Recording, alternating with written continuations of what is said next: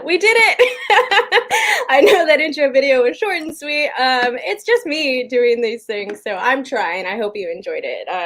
Welcome, hello everyone. Welcome to the first episode of Watch the Book. It's me, your girl, Denny Joy, hanging out here. I am so excited to finally start this series. I've been trying to do this show for probably maybe about 3 years. This has been an idea that's floating around in my head for quite some time. I love to read books. I love to watch movies. It's two of my absolute favorite mediums, and getting into adaptations is one of my favorite things to do. I love to point out differences. I'm one of those jerks. It's like that didn't happen in the book. That didn't happen in the book. I'm one of those. So thank you all so much for coming in and hanging out with me on the first episode. I'm so happy to see everyone here. Thank you all so much. But first, before we get into all of that, I want to bring in a very special friend of mine. I could not do this alone. So you all welcome Maxwell Haddad. Hello, Max. Hello, how are you? I'm doing well. Thank you for coming in and hanging out with me tonight. I'm so excited and honored to be a part of your inaugural episode. Yes, thank you so much. And I feel like I didn't even intro what we're talking about today. Well, in that that's okay. it's in the thumbnail, it's in the title, so it's not a spoiler or anything. It's not a big surprise. You all know we are here today talking about The Greatest Gift. The Greatest Gift, which was adapted into a classic movie, the classic It's a Wonderful Life, 1946 movie directed by Frank Capra, starring Jimmy Stewart. Wonderful movie. Love it, love it, love it. But first, I want to give some shout outs to everyone inside of the chat. Hello, everyone. I see Brandy, Buck, Jake, Jay Olivera, Max is in the chat. Hello. PLD is in there. Jeremy Miller, Weston Iro, Daddy Coast, how do you say it? I don't know. Let's see. Elizabeth, hello, Liz. Everyone in there, thank you all so much for coming in and hanging out with me. You know I have nothing but love for every single one of you. So yeah, let's get into this. Let's. The Greatest Gift, or the whole story of It's a Wonderful Life and Its Greatest Gift centers around George Bailey. George Bailey is down in the dumps. He's got some sad stuff going on, quite a bummer. And he's contemplating suicide, and that's not a very fun thing to be. That's not a very fun mindset to be in. So overall, an angel from heaven comes in and guides George and shows him what his life would be like if he was never born. George goes through these series of events inside of the book and the movie, showing what it would be like if he was never there. And some of it gets pretty intense inside of the movie, and it's a lot of fun. Ultimately, he comes to realize that he is important. And I think with the movie, the lesson that we learn is it's all about the friends that we made along the way. What do you think, Max?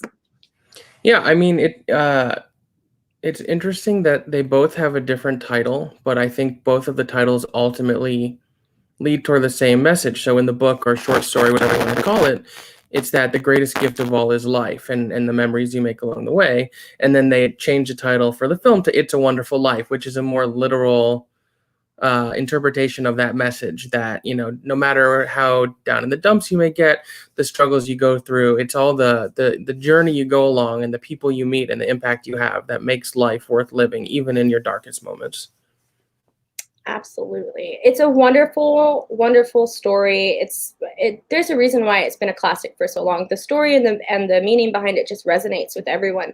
I think anyone can really watch this movie or read the story and take a positive feeling away from it.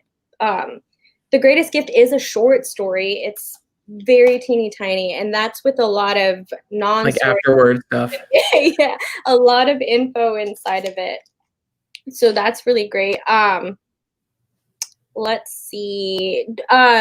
Max, was this the first time that you've read this story to get ready for this, or had you read it before? No, I had never read it before. I think somewhere in my mind, I always knew that It's a Wonderful Life was based on a book or a story, but I had never really went out there to find it. And I wish I had, because I enjoyed it a lot. And it is a very short read. It's like basically a short story. I wouldn't even call it a book. It goes fast, and it has a lot in common with the movie. It really serves as an outline for the movie. It really does. The movie does follow the story just a little bit. I had never read the story before. I was actually very surprised to learn that It's a Wonderful Life was an adaptation. I'd always heard about this movie for so long and never really realized that it was actually a story. Now, It's a Wonderful Life is a classic movie, Max. I'm assuming that you had watched it before this. Oh yeah, I've seen this movie many times. I love the film. I think it's an incredibly good film, and it has endured and continues to resonate in a really powerful way all these years later. I think it's just timeless and classic. And I think it's like a cliche to say, but if you're not affected by this movie, maybe you don't have a heart at all. That does feel right to say. Shout out to everyone else joining us in the chat. Elijah, Movie Fanobi, love you dudes. Oh, it's so good to see y'all in here. So, fun fact, I had never watched It's a Wonderful Life before this. Little fun fact about me, I had seen bits and pieces of it when I was a young child, but older movies were never anything that I was super into until I got older. And this was the first time that I watched this movie this year. I should have done a watch along for it, but I watched this movie, and there were so many parts in this movie that really affected me, like just watching some of the scenes. And then overall, when it was over, like I completely understood why this is a classic movie. It's a beautiful movie. It's very beautifully done. CinemaSins was not kind to it, but say la vie. But overall, I really enjoyed this movie, Max, and I think that you're absolutely right. If you don't walk away from this movie with some feels, you might be a Mr. Potter.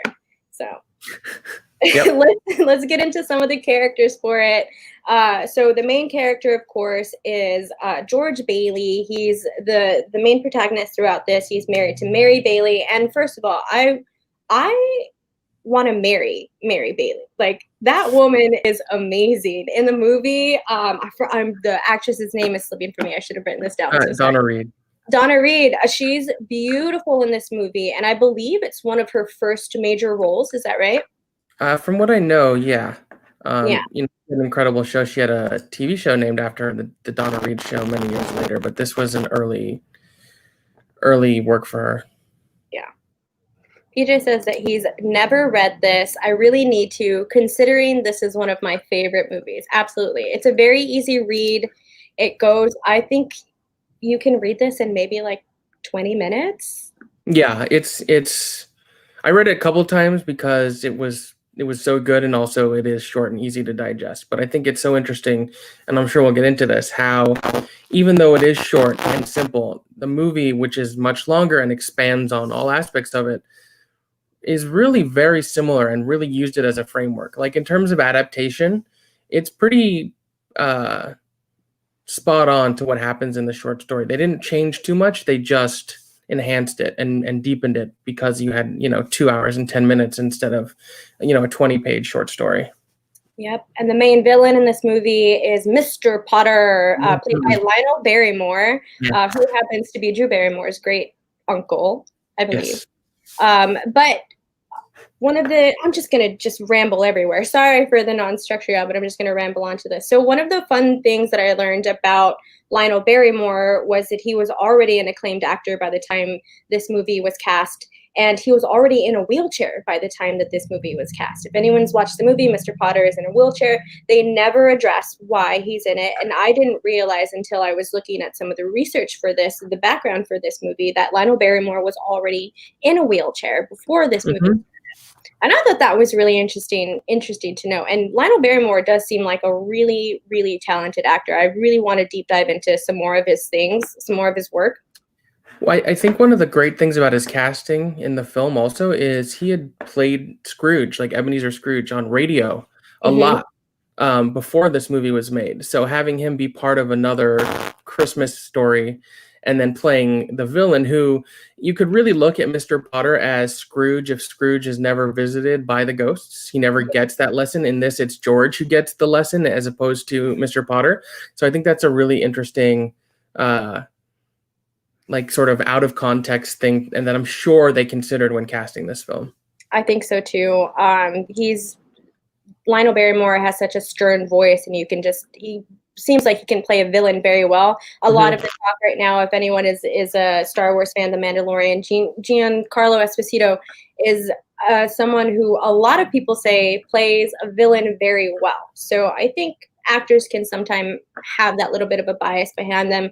We've seen actors get pocketed into these specific roles, and is Lionel Barrymore kind of one of those actors that falls into that? Yeah, I think to a certain point he ended up typecast as tough characters and villains in a lot of things. But in the 30s he did, he would play a lot of characters that were very sort of curmudgeonly, but weren't necessarily villains. But he always played, towards the darker side of characters, but not always necessarily villains. I think probably this is the role where he is the most clear and obvious villain, um, going out to try and take over the entire town of Bedford Falls and screw up the Bailey brothers building and loan. How dare he? How dare he?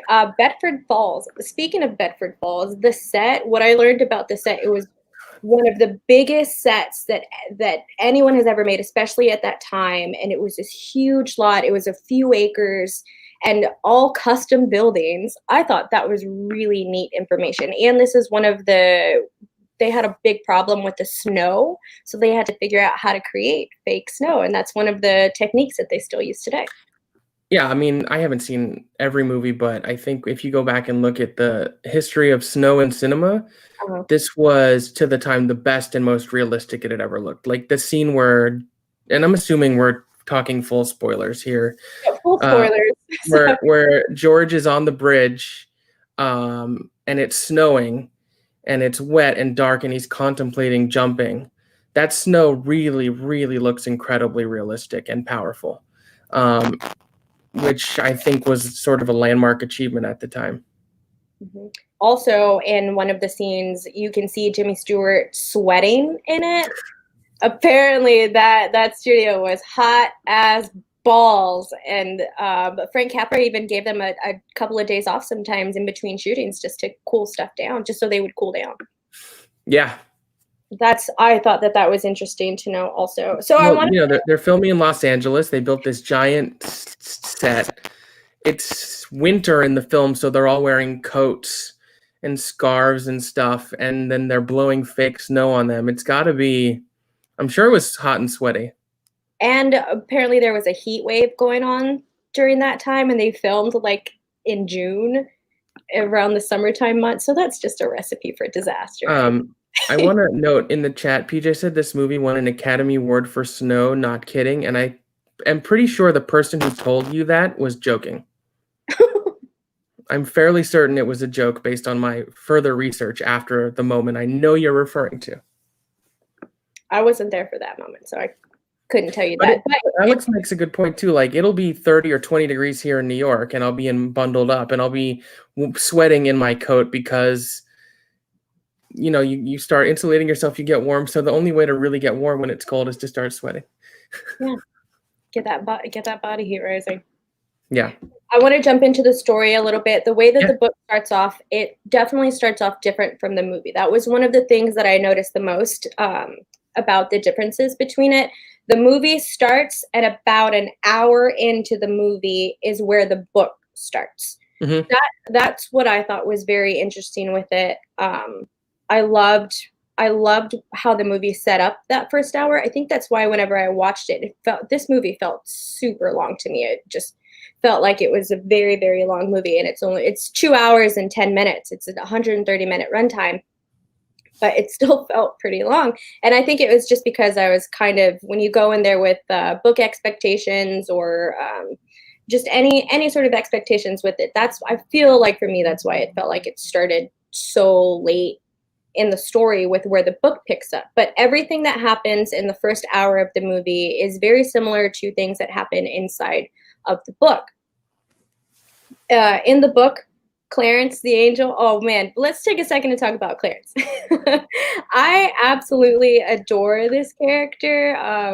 The man who plays Clarence was exactly what I pictured whenever I was reading this. Just the stranger is what they referred to them in the story. And when I saw Clarence on screen, I was like, that's perfect. I absolutely love that. I think that's great. I don't know that actor's name. Henry Travers. Henry Yeah, Travers. it's interesting. So it does start differently. So in the story, it basically starts with George on the bridge, ready to jump and kill himself. And the movie does you sort of start with the angels in the sky, which I think is a really cool effect for 1946. I love the way they did that with like the little stars lighting up and you can hear the voices. Um, but instead of going right to the moment, it sort of adjusts the structure a little bit, and you spend about an hour with George as he grows up. And I Mhm. think it actually allows it to have a greater impact than the story does, because you get to really see what kind of a man George is and the impact he's had on people. It makes some adjustments. Like one of the big ones is what he does with the pharmacy worker, the Yeah, guy, Mr. Gowers, who runs the pharmacy. He stops him from poisoning someone. And then also when he saves, it's sort of similar in the book, but I like the way it expanded upon the way in the film he saves his brother's life from drowning when they're sort of sledding down that hill. yes. And so you really get to see him have a happy life. You get to see him court Mary and start falling in love with her. You have the iconic scene where he says, "I would lasso the moon for you," which I think is one of the most romantic, cheesy, but like delightfully cheesy romantic lines in classic Hollywood. That's in Um, my notes. This is such a romantic scene, and I need someone to give me that same speech that George gives Mary. It's so sweet. so sweet. So sweet. And then she ends up in the bushes without her robe. And it's funny. So, had this been a novel, I'm sure they would have taken the time to expand the characters and show his life pre wanting to kill himself. But, it's a short story. So it's sort Yeah. of the structure is just a little different. And some of the differences inside of that also, George's brother and George are 16. Whenever George's brother gets into the ice accident, and Hmm. but it's actually not an ice accident inside of the book. They're swimming. They're just swimming in the middle of the Yep. summer. Harry gets a cramp, and George saves his life from there. Right. Uh, that's one of the differences inside of it. One of the other differences. Mr. Gower is not inside of the book, and Hmm. the scene with Mr. Gower and young George. Oh man, I watched it and I was like, I audibly gasped as I Yeah. was watching that scene because it's so intense. It felt so intense, even for like the time it felt pretty intense. Yeah, it's a bit of an edgy scene. Obviously Mr. Gower slaps him around a little bit, and it's important to remember the context of that scene. George, saw the letter where Mr. Gowers had just found out that his son had died, Mhm. and he blamed someone and was gonna poison them. And once Mr. Gowers realizes what George did, he all of a sudden snaps out of it and hugs him and is crying. But it is an intense scene, and I also think it goes a long way towards showing the kind of integrity and kindness George had even when he was a kid. Like, he always had his head on the right way. He always knew how to make the right choices and live a life with honesty. Right, and in the scene before that, I just kind of jumped over it, is when he saves his brother from Hmm. from the ice water, and that's how he messes up his ear. And it says it in the movie, and it's an important thing to remember later on, that he lost the hearing inside of one of his ears. And then when you go through the scene with Mr. Gower, how intense it is, he slaps him around and he starts bleeding from his ear, and you see that, and it's just a reminder that George does have a problem with his ear, and Hmm. that little bit of information comes in handy later on inside of the story. But Yep. also in the scene, in the pharmacy scene, we meet two young women, and that's Violet and young Mary, and it's Hmm. what a funny scene. There's a quote from the movie where Violet says, "I like him," about George, and then Mary turns to her and says, "You like all the boys." Well, what's wrong with that? I love that we get to see Mary when she's a kid and George is a kid. And one of the great things about this movie, is that it really feels like a living, breathing small town with all the characters and all the locations. Like, I think a lot of time and effort was taken by Frank Capra and everyone involved to really build out a world that feels lived in and genuine.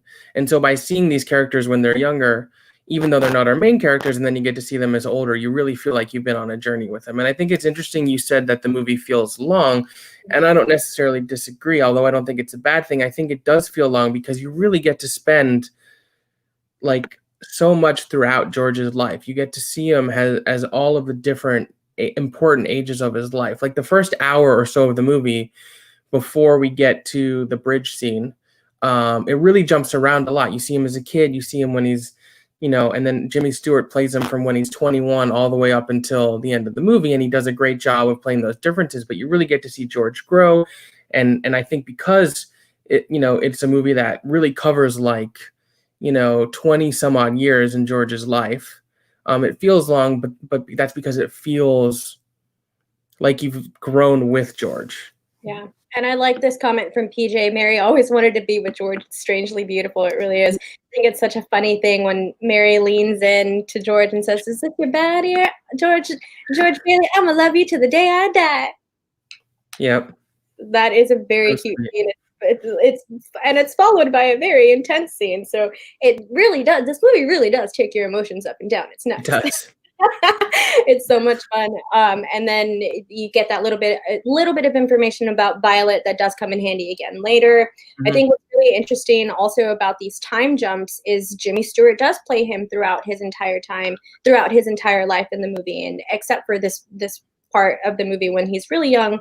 And if you're just coming into this movie and not necessarily familiar with older movies or anything like that, it might take you out of it because you don't get to hear or see a proper time jump, I guess. But the way that the story structure is set up, I thought that they did that very well. There's just a little bit of exposition that tells you where they are in time and what they're doing with everything. So I thought that was very great. Yeah, I agree. I think the way the screenplay is written is really cleverly structured. So you know how old George is and how much time has passed without it being super obvious. Like there's no title cards that say like 5 years later or anything like that. It's just sort of like elegantly weaved into the narrative, and you get the sense. And also I think Jimmy Stewart, who, by the way, I would argue this is one of the all-time great film performances. Jimmy Stewart in this film, I mean, I think he's given some incredible performances in tons of stuff like Vertigo and Rear Window and stuff, but in this movie he really just gets to run the full gamut of the human experience. And I think the subtle shifts he makes as you see the man growing up, and even in his physicality, the way he holds his body, you can see him maturing and growing, and that's really challenging and impressive. Yeah, I agree. I think he does such a great job, especially with his facial acting. I can't think of the right words. Can't think of words.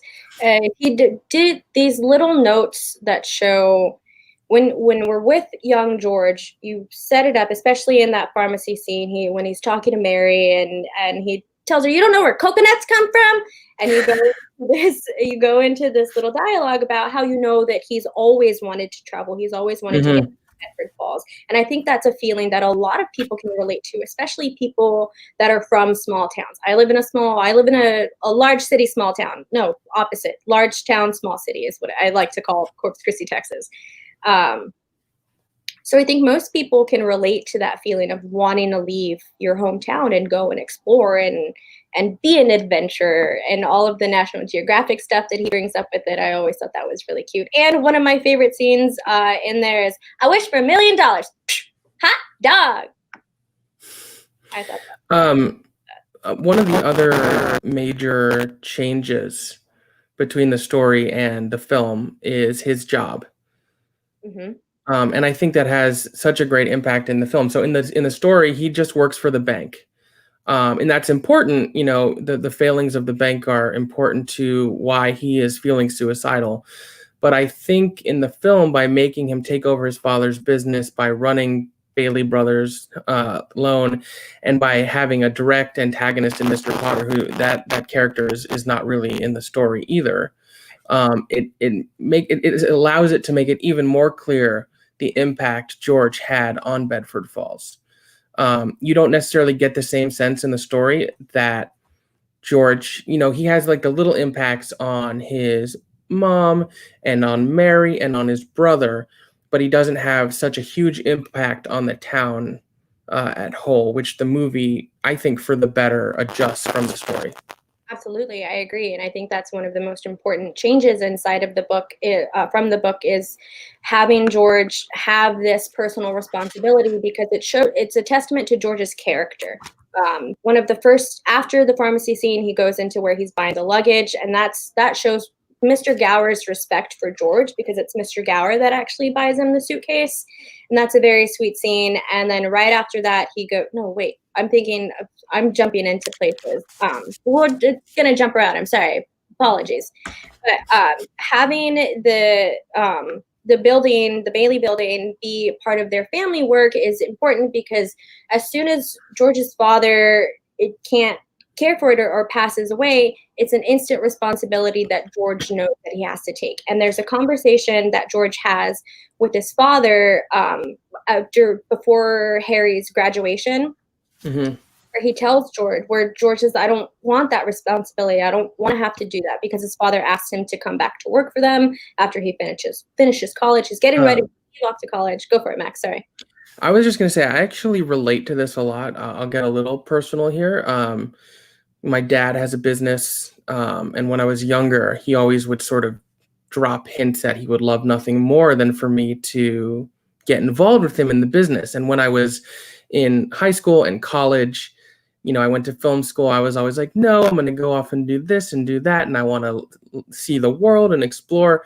And the reality is, since 2010, I have ran the business with my father, amongst other things that I do. Obviously, I produce theater and stuff and all the, podcasts I now do. But so I definitely relate to the idea of when you're younger, not wanting to work in the family business, not wanting a great opportunity where I've learned so much, and I don't regret making the decision at all. But I see a lot of myself in George Bailey, just in that sometimes, even though it's inevitable, where you end up doing something you didn't think you wanted to do, that it does end up being a good choice. Because I think if you could talk to George Bailey at the end of this movie, he wouldn't regret for a second taking over Bailey Brothers at all.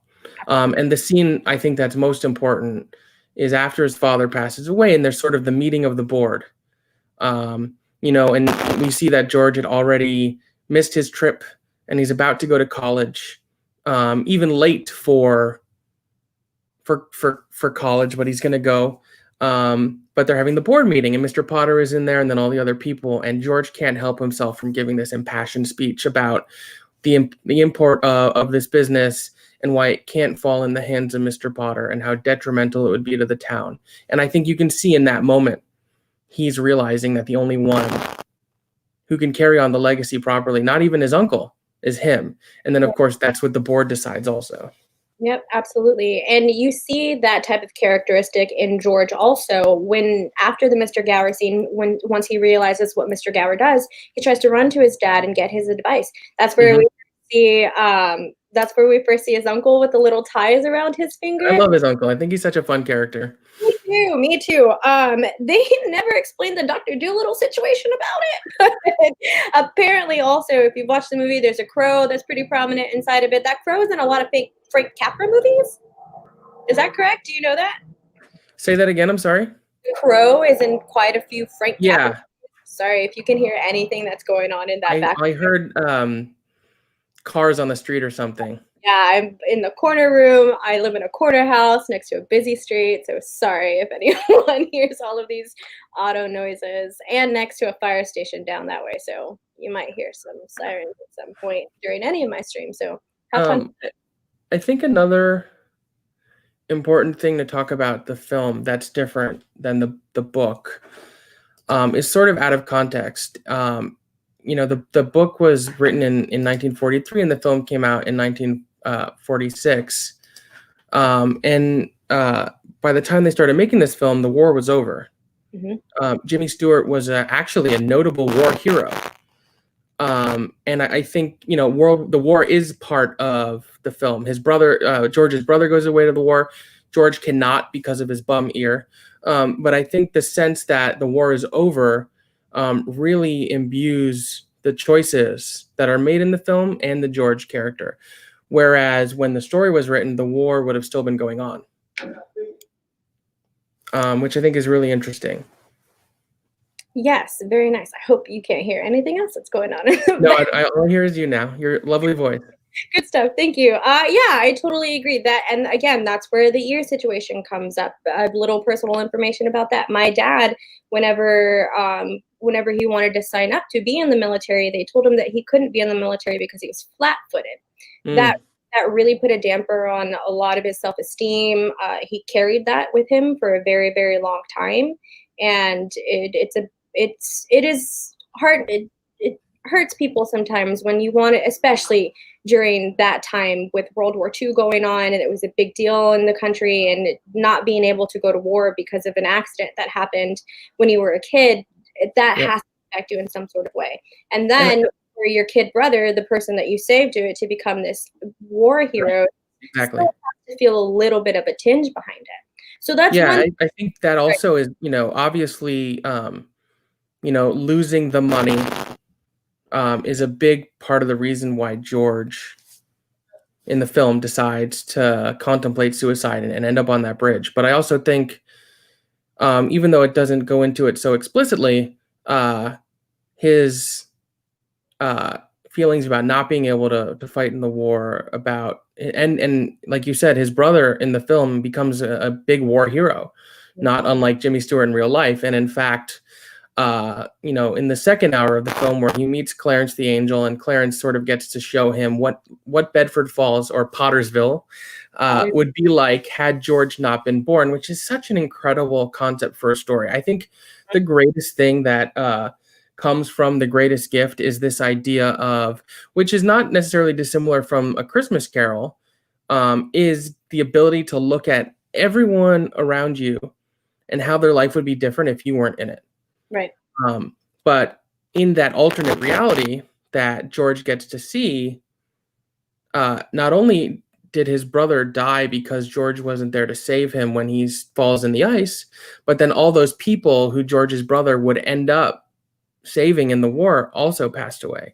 Right. So it's sort of like the butterfly effect thing, where every choice you make can then have an impact years later that you couldn't possibly contemplate. So, if I can get a little existential for a second, it's just like, in every choice you make, in every interaction you have with everyone, always do your best to operate with kindness and integrity, because you have no idea how what you say to someone, how the choices you make may impact them, which can then impact someone in their life, and on and on and on. The impact that we have, even if we feel insignificant, even if we feel like we matter very little, which I assure you, we all matter very much. We're all the lead characters in our own story, and you need to have confidence and care about yourselves. But, the impact that these little choices and things we say can make could be mind-blowing, and you would never know it. And I think that's the message I take away from this story in this film. Absolutely. I agree with you 100%. I love the equating it to A Christmas Carol, because those are times that we do wish we can see what people think of us, or what our impact is. Sometimes, like, especially now in the year of our Lord 2020, it's been a tough year for a lot of people, and it's nice to always to have mediums like this to help us remember and understand that, like you said, all of our lives are important, and we should definitely cherish it. Before we move on, really quickly, I do want to get into some of these Streamlabs. Thank you so much to everyone who is donating. You can go to dannyjoy.live if you want to get any questions in, or if you want to just send a shout out. Thank you so much. Oh, big shout out to Jake. Jake, I love you so much. Merry Christmas, my lady dog. Hashtag Team Whataburger. Thank you, Jake. I really appreciate you. Brandy, dear sweet Brandy. Oh, Brandy. I am so happy for this first episode. Love it so much. Brandy also read the book, so if you have anything about the book that you want to put in the chat, Brandy, let us know. And then, of course, Ferris, my dude out there. Ferris is the best. He says hello. I see Ferris is dipping into the register again. Yeah. Yeah. Oh, we love Ferris over here. He's a great dude. Me too. Shout out to the whole community. Everyone in the our collective community is very sweet and very nice, and definitely incredibly supportive. Oh man, entirely. So again, thank you all so much for coming in and hanging out with us. One scene that I definitely want to talk about from the movie is Harry's graduation party in Yes. in the gym. That's one of Oh, my favorite scenes throughout the whole movie. The so when great. Yeah, that's pretty much when George and Mary start hanging out. That's Hmm. right before the cute romantic scene. Um, Mary gets swept away by George, and then some little homie punk over there is like, "Yo, I got a key. Let's do this." And that scene where they start dancing and the way that the pool opens up, I thought Hmm. that was so great. And that scene felt like it could have been made anytime. Like it Yeah. could have been made this year and just put into a black and white. So that's what I thought was really cool about the scene. Do you have anything to say about that one particular scene? No, I think it's a great scene. I think it shows the sort of immediate connection George and Mary have, even though they knew each other when they were kids. This is the first time as, adults where they're really starting to spend time together. I love how they're like, um, they're slow dancing and then it becomes a Charleston contest and they're both like, we're terrible at it, but then they start dancing and it turns out that they're great. And then as the pool separates and they sort of their legs are like sort of going over and then everyone just jumps in the pool. And then the older people who are like very stodgy jump in and it just becomes this big party. And I think it's one of those great moments where you just embrace the fun and don't let things get you down. It's such a great scene. And if I'm not mistaken, that pool was at Beverly Hills High School and it's still there. Yes, The yeah, are still there. It's one of the few like set pieces from the film that's still around. yeah. I hope that they have "It's a Wonderful Life" parties at that Oh high school God, every they'd single one. have to. Yeah, you're really good. And like you said, that is one of the very few set pieces that are still around for as massive as that set was. They basically tore everything down. I think what I had heard was the only thing that is still there is the Martini family home.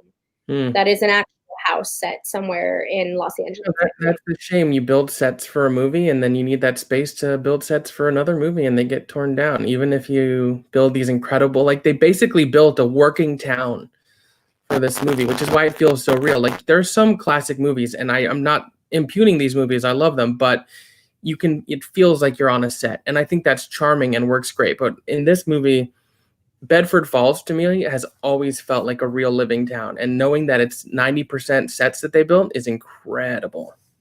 Yeah, it really is. It's set up very nice. The trees that are in there were specifically planted for this movie. I thought that was really fun information to find out.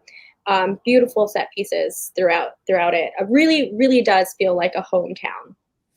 It Um, does. after that scene, that's I'm sorry. Did you read the book first or watch the movie first? I read it first, yeah. So I was curious, were you familiar with the movie at all? Did you know that angels were involved?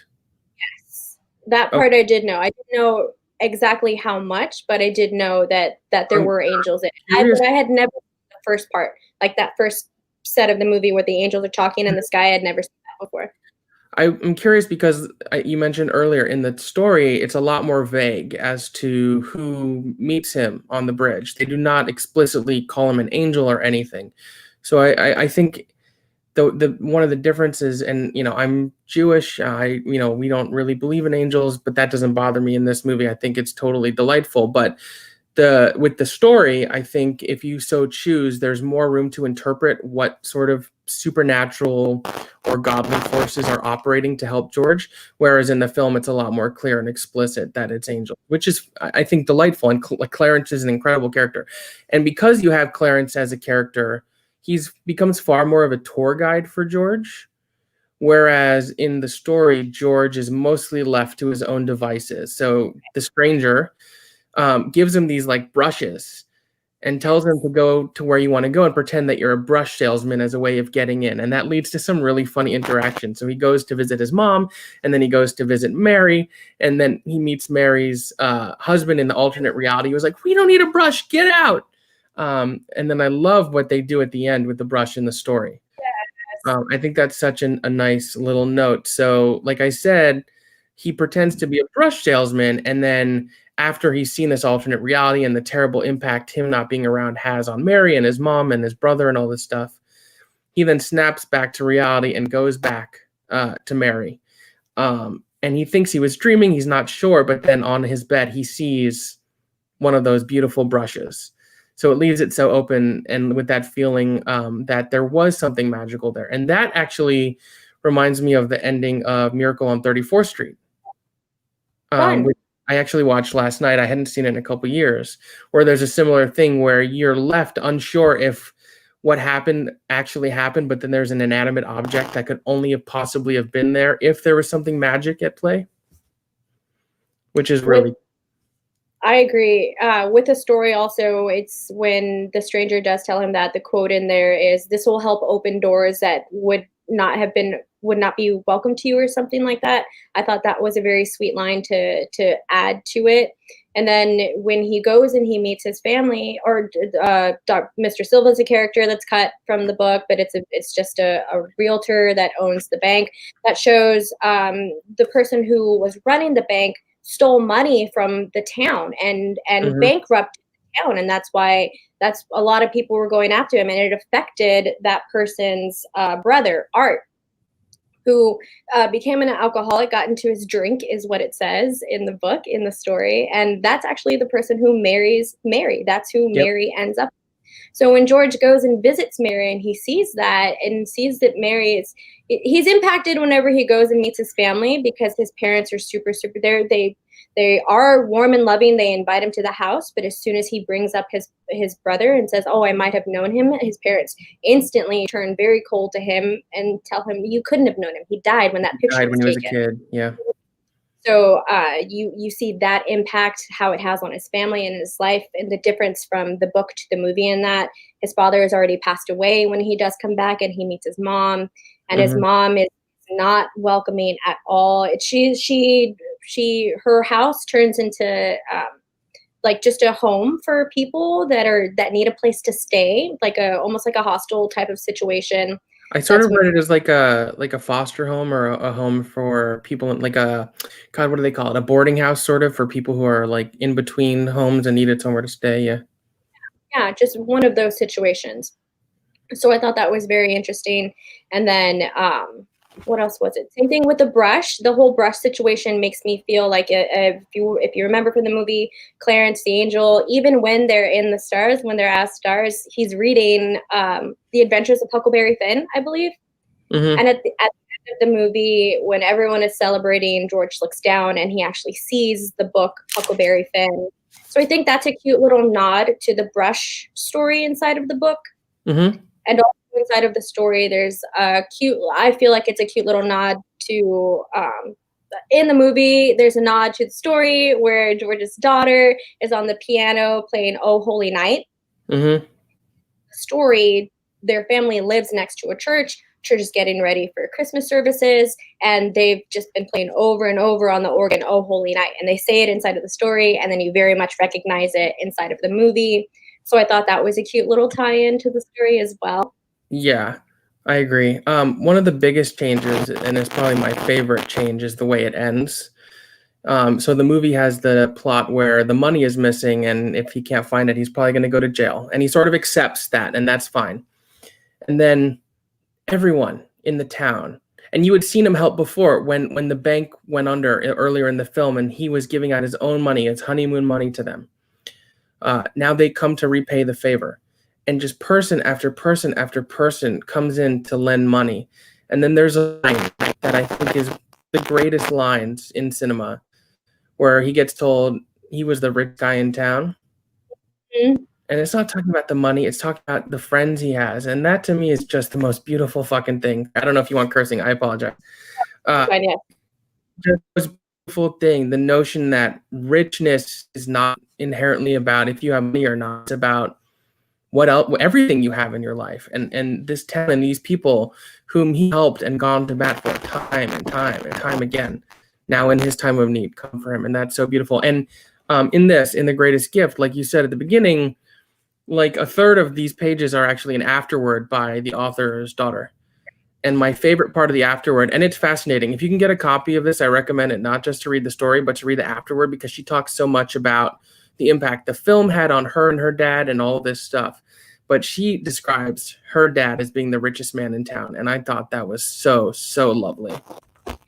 I want to talk a little bit about the afterward, but before we get into that, the bank scene with his uncle, broke me. Like I love the uncle character. I think it's such a sweet character, what a sweet man. And that's something that whenever George is not, when they're showing George or what would happen in his life, his uncle ends up going crazy after they lose the bank and all of that stuff. So and it's very sad to see. And you can see how sweet of a man and how good of a man that person is whenever he does lose that money and he's just fumbling around. He's a very forgetful person. You can tell by the little ties on his fingers. And the scene where Mr. Potter finds the money, I was actually mad. I looked at the TV and I was like, that's a mean man. That's a very mean man. I mean, theoretically, up till that point, everything Mr. Potter had done, while bad,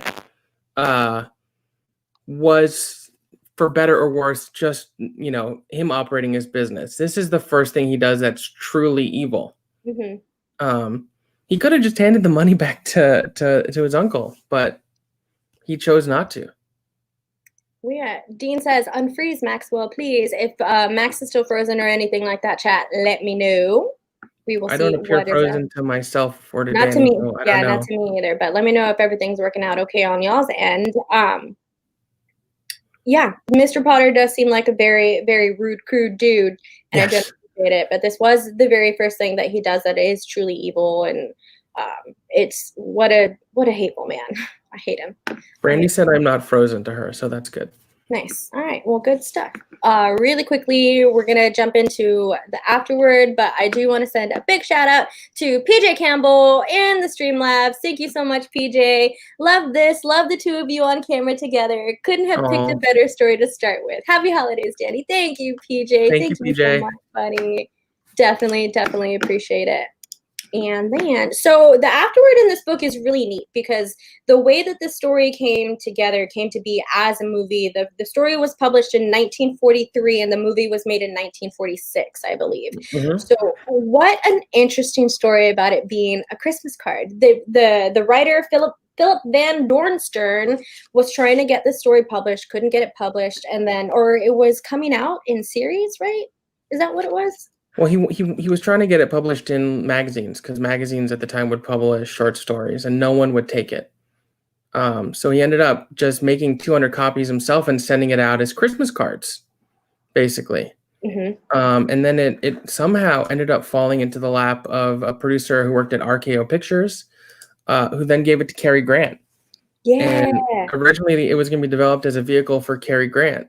And a lot of people try to work on the script. I know Dalton Trumbo worked on it. There was a film made about him. He's a very notable classic Hollywood screenwriter. And obviously Cary Grant didn't end up being in the film. And then somehow it ended up to Frank Capra and Jimmy Stewart, which honestly, I could not imagine a better team for it. Frank Capra's company bought the rights from the story from RKO for $10,000. Mm-hmm. And then they got to make it. But it's just so interesting how, this guy, Philip, believed in the story. And he said, you know what, I'm going to just sort of publish. At the time, what was basically self-publishing. I mean, now you can self-publish and sell it on Amazon or put it up as an ebook.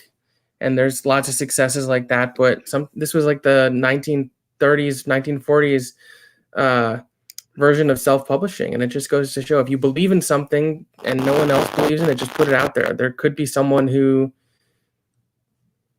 it's for. And look, this is now one of the most popular stories of all time.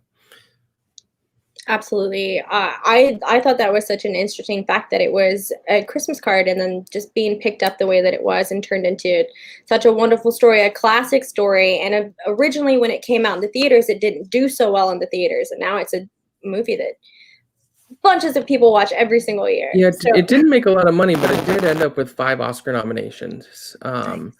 So, at least, critically or in terms of the Academy, it was recognized for what it was, and it got a bunch. It got, I was actually wrong. It did get a Technical Achievement Award for its snow.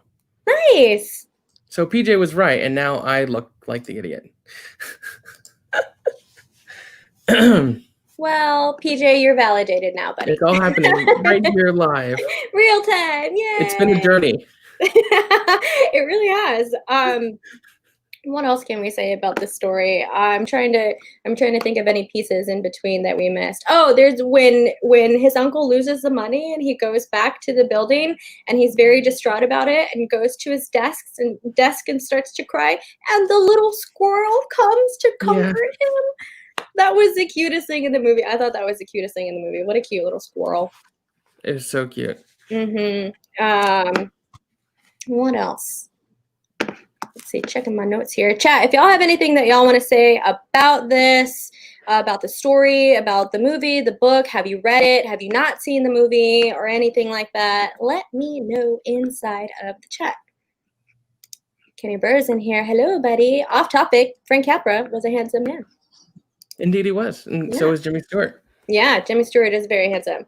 Frank Capra, I had seen something somewhere where the Martini family could have been based off of Frank Capra's family. They immigrated from Italy, I believe, is where they said.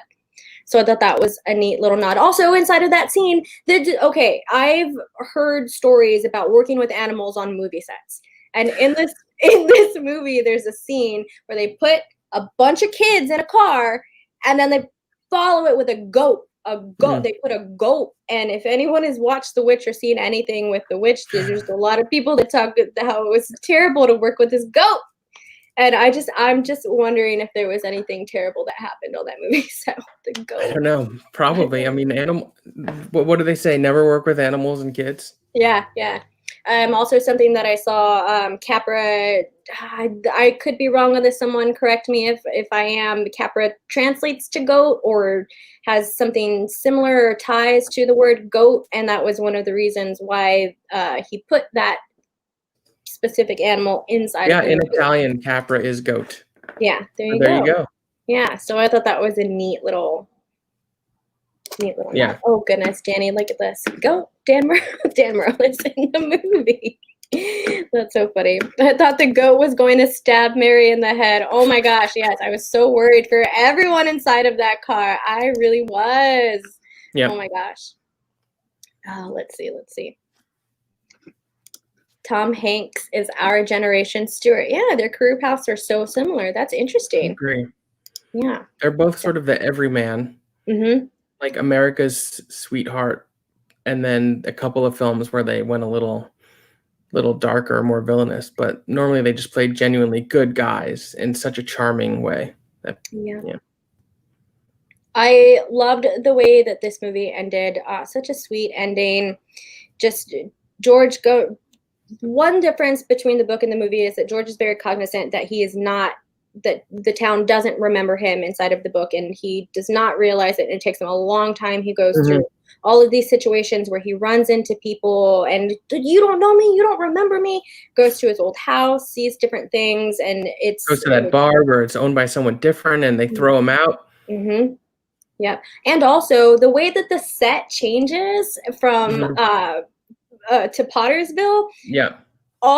There's just bars, there's strip clubs, like there's all of these. Like, well, there's that great shot where you sort of come up on the sign and you're expecting it to say Bedford Falls, but it says Pottersville, and then as you spend more and more time and see what a different town it is, how Mr. Potter would have ruined the town in so many ways. Yeah, I wonder if Back to the Future took inspiration from that when they did the Alone Time. I would not be surprised. That's pretty interesting. Yeah. Yeah, and then the way that the whole set changes, there's one sign that I remember seeing when it did change into Pottersville from Bedford Falls, was the keep off the grass sign. I don't know why that sign stuck out in my head, but I don't remember seeing it at all whenever it was Pottersville, and I just feel like that really goes to show the differences between the town, because it's such a hometown sort of feel. You can kind of just move around wherever you need to. You see the kids moving up and down that part of the street and stuff like that. So to have that big bold sign that's right there, keep off of the grass, I feel like it just kind of shows what kind of place that this town has turned into. And ultimately, Jimmy Stewart, George Bailey, comes to realize how much of an impact his life has had on people, and it's important to realize that and see those teeny tiny moments that George has to come to those realizations. And I think it's really neat how throughout the first half of the movie, it gives you these subtle hints as to how George could lead up to those feelings, to those suicidal thoughts, where he has plans, he's making plans, he's trying to move forward, and every single time he gets right to that finish line, something just pulls him right back. It's a personal responsibility that he decides to go through with, and then just the burden just kind of comes too much, and then ultimately he realizes that this is for the benefit of multiple people. Yeah. Like I said earlier, the impact he had is far and wide on the whole town, literally the whole town. And I think it is partly George, but I would argue, if this movie was about Mary, it would have been similar. Everyone has their own impact and affects different people. I love Mary. Mary is such a wonderful character. She seems like such a sweet person, a very loving wife. If I'm being honest over here, George Bailey's kind of a shitty husband to Mary sometimes in some of the things that we see. Not necessarily, but Mary does a lot of work around the house and a lot to keep everything kept up with, and maybe some people could kind of interpret that as a little bit of selfishness from George's end, because he does seem to have those types of qualities whenever he's young and before he goes through everything that he goes through with Clarence. And it very much shows the scene right before he leaves to the bar, where his daughter's practicing the piano, Mary's getting ready for his brother's homecoming party and all of that stuff. And the way that he goes off on his kids and his family, that was another scene in the movie that really hit me pretty hard. And I was like, man, that's pretty tough. It's got to be a bummer. Well, I appreciate, especially for the time, that George is not portrayed as just a great guy through and through. He's complex. He has flaws. He makes mistakes. Some of the way he talks to people. And I think the movie also goes to good way to sort of show and explain why he is the way that he is and why he does these choices. I don't necessarily think any of it is malicious. Right. Some of it is just because he feels trapped. Some of it is because he ends up with an immense amount of burden on his shoulders that he didn't necessarily want or sign up for, but ends up having. So it's not an excuse for the way he treats people at certain points in the movie. And I appreciate that because it makes him a more complex character. And it makes his realization at the end feel more earned. It wasn't just a good guy who doesn't realize he's a good guy. It's a complex guy who did good things, who finds out about all the good things he did, which will probably, I like to picture after, characters' lives go on after a movie ends, that he does soften up a little bit, find more of a balance, and learn how to live a proper life thereafter. Yeah, absolutely. Jeremy Miller in the chat says, I wouldn't want to see a sequel. Honestly, the movie is perfect as it is, and I agree. And then PJ Kimmel responds with that, we almost got a sequel about the daughter a few years ago. Glad it didn't happen. I did not know that. Very interesting. Brandy Parker in the chat. Oh, almost missed it. What do you think is the more impactful way to show someone their worth? How It's a Wonderful Life does it, or how A Christmas Carol does it? That's interesting. Max, I'll let you go first. Okay. I don't know if I have an answer, because I think both of the techniques, for lack of a better word, are right for the type of person they are.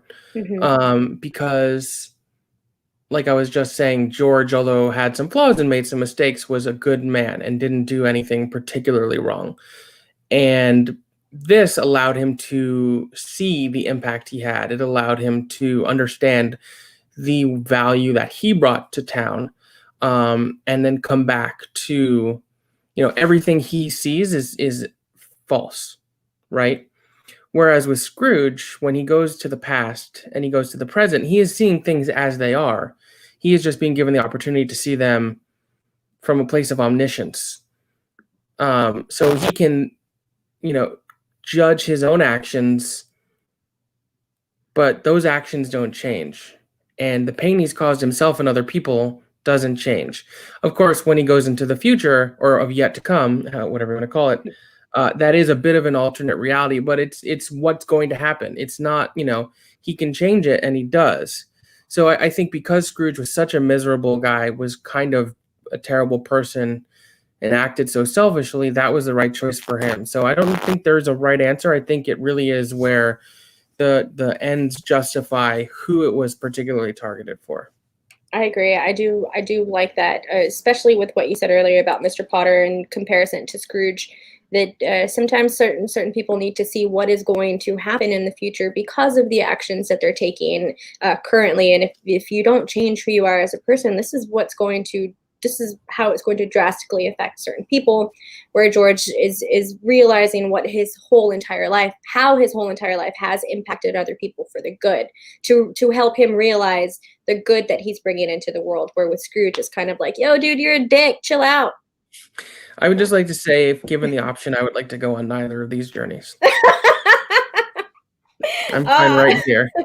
I think I would like to see what would happen if I got George Bailey. I think that would be an interesting thing to go It would be through. a much sadder world if you weren't around. Thank you. I think it's I just kind of, as someone who has been cloudy with thoughts and stuff like that, I think it is important, like you said earlier, to just take a second to realize that we all really do have an impact, whether we see it or not. Yeah. Like everyone in this chat, I love you all so much, and you have no idea how much all of you have helped contribute to my salvation this 2020. So, especially with current events. So, thank you all so much for everything. PJ Campbell says both teach lessons, but I think the impact of what you've done and the way it's impacted others if you never existed is so different to me. Whereas Scrooge must live with what pain he has caused. I think I said that right. Words. Very true, PJ. I definitely agree. Jeremy Miller, A Christmas Carol is more about redemption, so different life experiences, but either could work. I definitely agree. Again, PJ Campbell. And while that's ultimately better, I guess I just think it's better. George sees so much of his life's good versus Scrooge, who was a bastard. Yes. Agreed. Jake Acavetta. It's an interesting debate for sure. We got to get it on Schmobates, right? This would make a great dissertation comparing the journeys taken in A Christmas Carol and It's a Wonderful Life. That actually would be. I'd love to see someone truly break that down. I would be surprised if it wasn't done, but it is a fascinating debate. Yeah. And I think it's interesting that both of the stories revolve around Christmas, because Christmas is, it does come at the end of the year, at least on our calendar, which is always a time of reflection, I think. But I also think the holidays end up being a very melancholy time for a lot of people. I think, on top of seasonal depression, which is legitimate, it's, especially this year where it's harder to be with your family. It's a time where people feel a lot of feelings. And so the notion of using Christmas as a framework for George Bailey or Ebenezer Scrooge to have these lessons where they evaluate or reevaluate their existence and their life and learn how to best operate forward due to supernatural forces, whether it be a ghost or an angel. I don't think it's a mistake or unintentional that Christmas is what anchors both of them, because even if you're not religious or aren't Christian, the impact of Christmas on our society cannot be oversold. Yeah, I absolutely agree. 100%. I had something in my brain and then it just completely went. Oh, I'm sorry. No. It's not your fault. It's my brain. My brain likes to go kaput sometimes. That's what it was. Holiday season stuff. So I've seen a tiny bit of discourse going around that It's a Wonderful Life is a Christmas movie, but it only has like one teeny tiny bit of Christmas movies. So there are some people that debate that it's not. But if there's a Christmas tree inside of a movie, it's a Christmas movie. To me, what makes a Christmas movie? Well, first of all, I think it's up to anyone. If you say it's a Christmas movie and it's a Christmas movie to you, that's all that matters. I don't really, beyond that, I don't care so much. But to me, this movie feels like Christmas. Not all of it takes place at Christmas, although Christmas bookends it. You start out on Christmas Eve where he's going to kill himself, and it all leads up to Christmas. And I think, like I was saying, like the notion of it being Christmas, of it being a time of reflection, is vital to this story. And it just has this warm feeling throughout it, this small town, very Americana feeling that is very Christmassy to me. So if you don't want to call it a Christmas movie, that's up to you. I personally would disagree. I think it's sort of the ultimate Christmas movie, because as opposed to, Home Alone, which I love, or The Santa Claus, which is explicitly about Christmas. This is about what Christmas can mean and the emotions that can be felt during Christmas. And that's why I think it's such a great Christmas movie for anyone. You don't have Santa Claus, but you do have angels and angels. And so, I don't know. To me, it is a very Christmas movie. Yeah, I agree. Like I said, I had never seen this movie before this year, and this is probably going to be something that's going to be in my rotation forever. I know that I watched it a few times to get ready for this, but I honestly would not even mind if I had to watch it to go to sleep or sat down and watched it as soon as we were done here. It's a very well made movie, such a heartfelt story, and just something that again resonates with so many people and just truly, truly does invoke that spirit of the holiday season. And we're, like you said, it's a time of reflection. It's a time for all of us to just kind of sit down and chill out. So Yeah. I do think that this is it's always on people's Christmas list. It's usually Yeah. touted as the number one Christmas movie. On the, I'm not going to plug or anything, but on the network I do a lot of shows on. I'm sure everyone knows what it is. We did like a Survivor Island holiday movies a couple weeks ago, and this ended up as number one on our list of our favorite holiday movies. So yeah, and you all are doing a watch along for it on Friday? we are on Christmas Eve, actually. Yeah, on Christmas Eve, so Thursday? Yeah, Thursday night. Yes, very, very nice. Yeah, so check that out. We'll get to plugs in just a bit. I'm going to look through this chat really quickly. Jeremy Miller, George Bailey is the easier route, especially if you're doubtful about yourself or just depressed. Yeah, definitely. Who would George Bailey be in It's a Wonderful Schmodown? That's who would we cast George Bailey as from a Schmodown competitor? That would be super funny. Jeremy Miller says, I'm spending Christmas with my mom. While I'm happy that it is sad not seeing other family members due to things that are going on. Absolutely 100%. Stay safe, everyone. If you have the opportunity to be living with your family and stuff like that, please don't take that for granted. Love the family that you have and just be grateful that I was going to say that it's not as bad as it can be, but I feel like we're in the worst place that it can be in the world at the moment. So, whoopsie. Woo! PJ Campbell, people love to argue about stuff being Christmas movies. Jesus! This is definitely a Christmas movie. It hits the vital notes of being one. Yeah, I think anyone that's really nitpicking the fact that it's barely set in Christmas time, that everything else is not set in Christmas time, I think that's just a silly argument. Like I said, to me, it's about the mood and the feeling. And this movie feels like Christmas. It feels like the holidays. It feels like what it's all about. It feels like Christmas. I had to get that in there. That's a Christmas Carol shout out right there. Yes, Dom. Hey, Dom. What about a movie that comes out around Christmas, like Saving Mr. Banks? Yeah, I mean, there are definitely some movies that I remember seeing around Christmas time, like the Lord of the Rings movies always came out around Christmas. So they've always felt Christmassy to me just because that's when I saw it. Yeah, same thing. The first thing that came to my mind was Harry Potter movies, because those movies always came out during those first two, Sorcerer's Stone and Chamber of Secrets, came out Christmas. The third one was summer. Fourth one was Christmassy time again. Fifth one was summer. Sixth was, some of them were definitely, especially those first two. They came out in November, definitely. And the Yule Ball. As far as in my opinion, like people get too nitpicky and obsessed with how to categorize things. At the end of the day, if it feels right to you, that's all that matters. That's right. There's no like be all and end all. There's no right answer. No, there's not. Whatever feels right for you is ultimately what is right for you, and that's all that matters. There's Christmas elements with it being in the setting, but the message and dialogue is more of the forefront in the story. I absolutely agree. Danny, and I'm sure he's saying, I didn't know Danny never watches Wonderful Life till this year. Yeah, I kept that a secret because I was very much ashamed of that fact. It's a super popular movie. I didn't want to have to be like this movie person. It's like, I've never seen it. Sorry. It's impossible to have seen every movie. Yep. I'm just trying to see what's in the chat. No, I'm just going to put this up there because, yes. The Box Network? Is that where you're at? Yes. That's so funny. All right. I may or may not have seen the newest episode. Ooh, that premieres on Saturday? On Boxing Day. I love that. I think it's so funny that you all did that. That's so good. With a very, very, very special guest.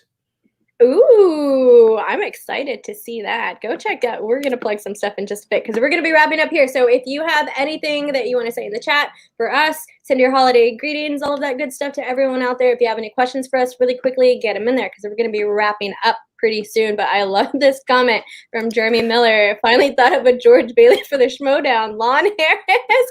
I love that. Did you happen to catch Video Drew's Christmas Carol? It was wild. Right? Like imagine So Vlog doing that for my one constructive criticism was if they had pre-taped it and edited it could have been even better.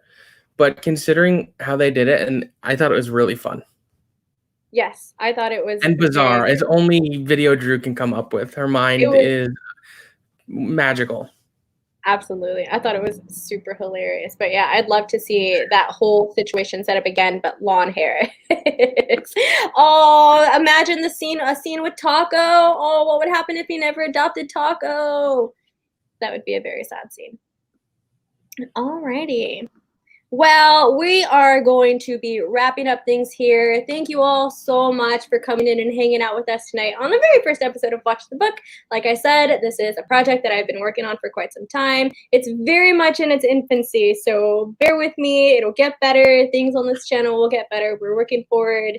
I'm pulling off the Band-Aid here, and we're just going for it. We're going to do it. So yeah, and I assure you, all future guests will be much better than I was tonight. it'll have I'll be able to give future guests more structure before we start. So thank you for being so willing to just be thrown into the fire. I had a great time. Thank you for having me. If you ever want me back, just tell me the book and the movie, and I'm down. Absolutely, 100%. You know it. Max, let the people know where you're at, bud. Yeah, you can find me on Twitter at Cinemaxwell, Instagram at Cinemaxwell Inc. Oh, I'm out of focus. Of course, I am frequently on the PJ Campbell Network. There we go, where we do all sorts of fun stuff like movie watch-alongs. Like I said, Christmas Eve, we're actually doing a watch-along of It's a Wonderful Life. And if you like books, coming in January, Dwayne Burke, who I'm sure you all know, and myself are hosting a new show on the PJ Campbell Network called Book Nook. Our first book is right here. The first in the Ranger's Apprentice series, The Runes of Gorlan. Get yourself a copy from your local independent bookstore. And much like this, Dwayne and I will be talking all about the book. And if you've read it and can engage in the chat, we will answer your questions and talk about all of your thoughts. And that's going to be really fun. I'm really excited for that. And maybe down the line, we'll have to do a Watch the Book, Book Nook crossover event. Ooh, I would love that. Yes, please. We're going to keep in contact for that. Imagine the three of us, me, you, and Dwayne, just hanging out on a stream, just shit talking about something. It'd be great. Sounds good to me. It really does. Thank you all so much again for hanging out with me. You know me, it's your girl Danny Joy here. You can find me on this channel here. If you have not subscribed, please subscribe. I am 14 away from 100, so that would be hit that a great like button. Yes, hit the like button, hit that bell. What's the like, comment, subscribe? Make sure you hit that bell. Comment on the video afterwards also if you would so please. That'd be very great. You can follow me on Twitter at DannyJoy, DANIEEJOY. Anything that Max plugged is inside of the description. You can find him on Twitter there. The link to the PJ Campbell Network is there as well. Please go follow them. They do amazing content, amazing work. They're doing such a great job over there. And a link to their Patreon is there. So support them. Oh, thank you. Stuff, so please go and check them out. And again, also you can find me on the Call to Action Network if you're into Schmodown, if you're into movie trivia. Please get into the Schmodown. Congratulations on your nomination. Oh, thank you. Thank you so much. There's last year's win right there. So we're excited that we were nominated again this year. It's extremely humbling, especially with how many new shows have come up in 2020. It's crazy to see this community come together the way that it has. And I can guarantee you that every single person inside of the channel is so proud of how much this community has grown. So much love to all of the other nominees that are in there. You'll hear us talking about it on the Call to Action Network. You can go and find, I should probably link that in the description also. That might be a good thing to do.